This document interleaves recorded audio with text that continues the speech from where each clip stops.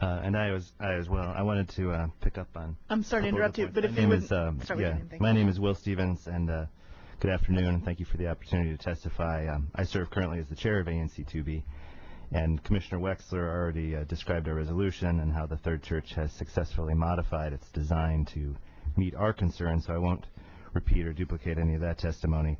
But I do want to pick up on his last point and add a couple thoughts from the perspective of the ANC. And that is, most importantly, that please bear in mind that the board is required by statute to provide the ANC's opinion in support of this project, Great Weight. To be frank, unlike other regulatory bodies with whom we deal on a regular basis, including ABC, the Alcoholic Beverage Control Board, BZA, the Board of Zoning and Adjustment, and DDOT, the Department of Transportation's Public Space Committee, our experience is that this board and the HPO staff have not made it a regular habit of following the Great Weight Law in the past. I bring this up in particular today because the staff report on this project does not even mention the ANC once in its 16 pages. That is inappropriate and inconsistent with the Great Weight requirement. At the very least, this is in my written statement, but Great Weight means the ANC's position should be set forth and it should be explained if the staff or the board disagree precisely why. I think that's at the very least of what Great Weight does mean, to answer Mr. Sonderman's question. It does a disservice to the ANC and the neighborhood and also to the board in assisting your decision-making in accordance with D.C. law to leave this out of a staff report. I also bring this up today because the Great Weight requirement is most meaningful when you as the board are hearing a variety of viewpoints from different constituencies and stakeholders, and when the staff report conclusions are inconsistent with the ANC's position. Frequently there is actually unanimity or near unanimity among neighborhood groups on a proposed project. And indeed, the ANC and the DuPont Circle Conservancy, as you all probably know from your service, almost always pass identical resolutions. And we always respect DCC's viewpoints immensely, and we work very closely together with them. In those cases, Great Weight is easy to implement, but today we are voicing support for the Third Church project as reflected in our ANC resolution and Commissioner Wexler's testimony, while others have concerns. And the Great Weight statute means that you are required to give our point of view special attention over others, and that includes DCCA, other preservation groups, individual residents, and even your own staff.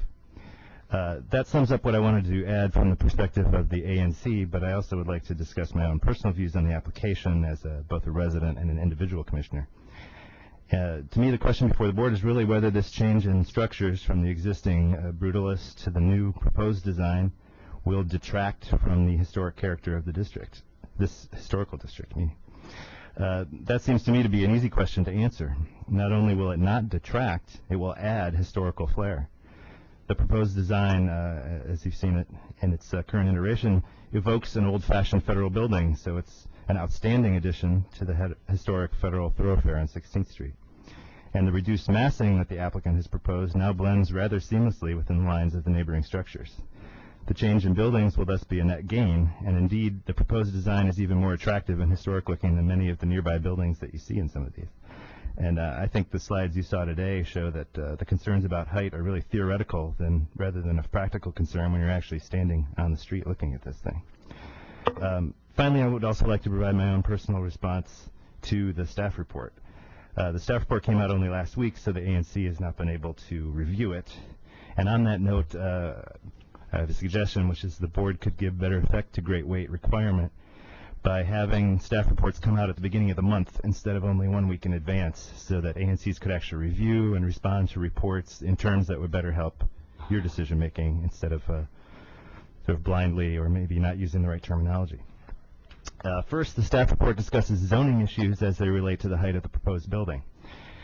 When we as ANC commissioners have tried to discuss zoning-related issues before this board, we have been chastised and told that those issues are not relevant. And if that's correct, then the HPO staff should not base its recommendations in part on zoning issues either.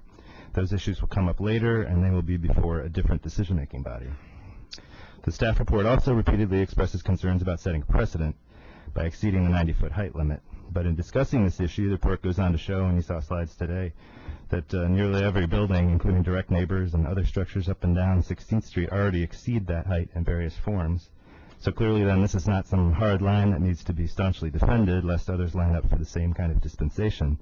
The line has already been blurred. And most importantly, the staff report admits the fact that the historic landmarking of the existing building is not really final because it's the subject of a pending federal lawsuit challenging the landmarking based on religious land use protections and civil rights laws and the Constitution. This is important in part because, as I understand it, landmark status affects the board's standard of review, but also the pending lawsuit is important because it highlights the unique nature of this case. In this respect, again, staff reports repeated concerns about setting precedent by approving the proposed design are unfounded. Something sets a precedent only if it can't be reasonably or fairly distinguished from other cases. There is nothing like this application in its history, procedural posture, or substance. This is a church that wants to rid itself of a structure that does not suit its needs, that was landmarked against the church's wishes, and that is the subject of a pending federal civil rights lawsuit. However this is resolved, it won't set a precedent for 16th Street.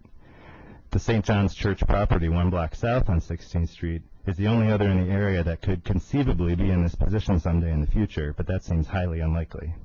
So if there is a dangerous slippery slope to be avoided here, it is not about height, but rather about not allowing churches to modify their properties to best suit their religious uses. So in closing, I urge the board to approve this project as presented, and thank you again for the opportunity to testify, and I'm happy to entertain any questions you may have, whether they be about the ANC's position or my own personally. Thank you. Thank you for your testimony. I guess I apologize on behalf of the board and staff if you've had some inconvenience in receiving information. It's been my experience, and I think board members who sit aside me have served on this board far longer than I have made a strong effort to communicate with the ANC and ensure that. And I suggest if there's an idea you have about the timing of the issue of the staff report, perhaps a procedural issue should be reviewed with them. There's a whole series of things, as I'm sure you're aware, that back up to that arrival date when that report arrives. And it is a matter of our initial briefing where we receive a packet, just so you know, where we do get an opportunity with the staff to ask questions, and we always do ask what was the ANC's position. So it is heavily weighted in our considered in our dialogues. So thank you.